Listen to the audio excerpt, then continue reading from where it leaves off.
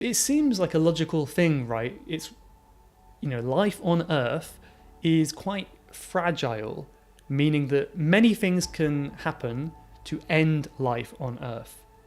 And, if that happens, then we have wiped out potentially millions of years of future humans, which is very sad, isn't it? So maybe it's good to have a backup for Earth. So essentially that means we've got, planet A and planet B. So if anything happens to Earth, we also have Mars as a backup, right? And I guess the idea is to make Mars a bit more hospitable. Another word for that could be habitable, able to live comfortably on Mars, because right now it's empty, it's cold, it's not very nice on Mars. So we want to kind of make it a bit nicer there. So according to the article, again, this is a few years old, so probably it has changed now, to be honest, but he had a plan of sending around 1 million people to Mars. Well, but at least having 1 million people on Mars. Maybe some of them will be, Martian babies. They'll be born on Mars. And by the way, if you are from Mars, you're called a Martian, right? If you're from Earth, you're called an Earthling. So all of us, hopefully, we are Earthlings because we're from Earth. So that's interesting thing that you might not have known. Another thing he mentioned in the article was how it takes about 6 or 7 months to travel to Mars from Earth now.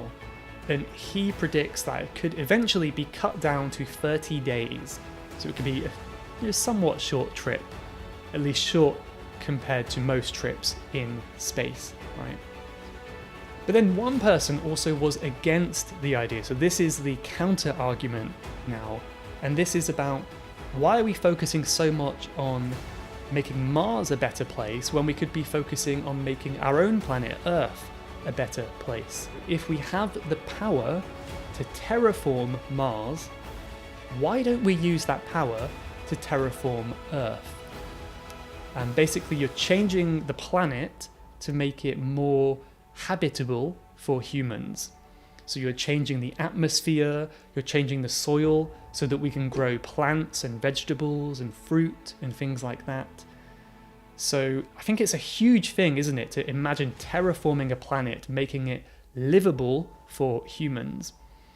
But I think it would be much, much easier to fix Earth rather than making a whole new planet somewhere else, right? So that's one counter argument, which I totally see the good points in that argument. But one reason why people like the idea of going to Mars is because having a fresh start on a new planet is really appealing, isn't it? Starting from the beginning, maybe having no, new laws. You can have new laws. There'll be no crime, perhaps. And it's really appealing to have that fresh start. But I don't know, will there be any laws on Mars? Like, do you have to follow Earth laws? Or, will they have to make their own law, their own constitution? That would be very interesting to hear about. If Elon Musk is a billionaire, he can do what he wants with his own money. If he wants to send people to Mars, that is totally up to him. And if you think about it, humans have been around for, they say, about 200,000 years, right? Which sounds like a long time. But when we think about the potential future for humanity, if we don't have any of these problems like asteroid collisions, nuclear war, then we can potentially be around for billions of years in the future, right?